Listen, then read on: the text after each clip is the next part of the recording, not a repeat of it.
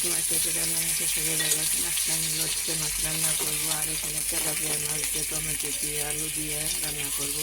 তাই মাছটা বেঁধে নিই। এখানে আমি পেঁয়াজ কিছুটা পেস্ট করে নিয়েছি, ধনে পাতা টমেটোকে তিনটে মাছটা দিয়ে পরিষ্কার করে নিলাম। আর কিছুটা কাঁচামরিচ, বাসায় 3টে আলু ছিল, 3টে আলু দিয়ে টমেটো দিয়ে আমি তেলাপিয়া মাছ রান্না দিয়ে দিলাম।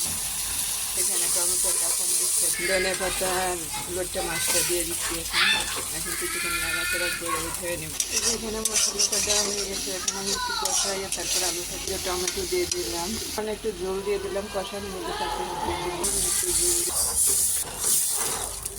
তরকারি হয়ে গেছে, মাছ দিয়ে দিলাম আর ধনে পাতা দিয়ে দিলাম, কাঁচামরিচ।